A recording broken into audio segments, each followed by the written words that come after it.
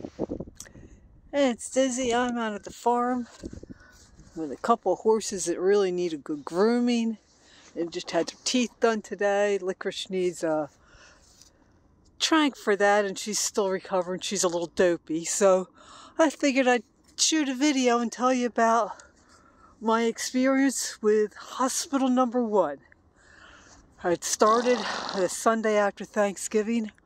I was brushing my teeth and my hand started to really feel funny, and I'm looking at it and it's like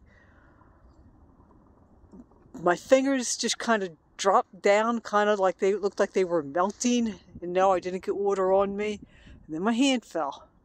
And I have had problems with pinched nerve a little bit from a car accident I was in, and I'm thinking, well, it's just a pinched nerve. I'll call the chiropractor in the morning and get this taken care of. And I went back to trying to brush my teeth.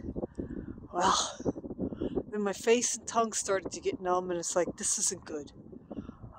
First thought, especially since it was basically what my father succumbed to, was a stroke. And I know that you need to get to the hospital as soon as possible if you want to minimize damage. It wasn't affecting my leg. I knew I could drive the short distance to the hospital. So I went to the hospital. I got to the hospital and I could just barely talk. They gave me a paper to fill out with my name and my birthday and what the problem was. And I was just barely able to do that, let alone talk. Well, this hospital is a small hospital. There's a couple of other hospitals associated with it in the area. They had done a CAT scan at the hospital, which didn't show anything, but they did not have a neurologist at the hospital. So they transferred me to one of the other hospitals. I really wish they'd asked me which hospital I wanted to go to, because I would have preferred going to the third one rather than the one they sent me. So when I realized that I was going to have to go to the hospital, they were going to be keeping me, I called my daughter up and let her know what was going on. Because, they were going to have to get the dog. They stopped at the house, grabbed my crocheting and pillow and a few other things, and came right to the hospital. And they stayed with me for a while, and then, it was getting late, and told me, you guys just go. And because I'd driven myself and had my car there, they took that and left it in the parking lot at the other hospital. So about 2:45 in the morning, I gets transferred to this other hospital. When I got to the first hospital, there was somebody there from my crochet group, so she knew me. And when I got to the other hospital, one of the people that came in, I didn't recognize her, but it was actually the mother of one of my son's friends. She recognized the name immediately, and she came up to see how I was doing. Well, stay in that hospital was fun. First off, they needed to do an MRI. Well, they're doing work in this hospital. And the MRI machine was in a trailer outside of the hospital. And while they did have tent walls set up, it was cold. So I got cold getting out there. They had me hooked up to a portable heart monitor, which they didn't take off. I asked MRI tech, well, what do I do with this? And they says, oh, take that off. So then I'm having to figure out how to take off this thing. I got it off. Got the MRI done. They also did an echocardiogram that day, which is, for those that might not know, ultrasound of the heart.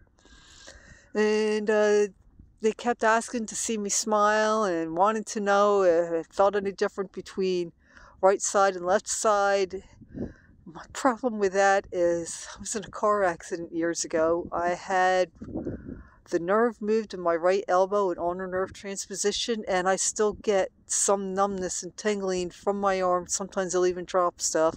I have the nerve damage in the right leg, so I can't really tell whether things feel the same or not, and I don't know if any of the effects that I'm feeling now are from what I was already dealing with, or if it's from the TIA. So, like I said, they did the echocardiogram, and that's where they started to see that there was a problem. The next test that they wanted to do was called a T-test, T-E-E. And unfortunately, it does not involve golf, And it does not involve a nice, warm, tasty beverage and crumpets and scones. Instead, they knock you out and put a tube down your esophagus. And after that, they wanted to do a heart catheterization the next day. Well, the fun part is when I had the T-test, I wasn't allowed to eat before it. It was supposed to be held in the morning. Didn't have it until the afternoon. So by the time I had it and woke up and everything, it's like I had been hungry ahead of time, but wasn't really hungry afterwards. I did order dinner, just not as much food as I would have normally ordered. I did order something that I could eat later because with the heart cath that I was going to have the next day, I also wasn't going to be able to eat before that. Wednesday, I had the heart cath, and they scared me half to death. They do not knock you out for that.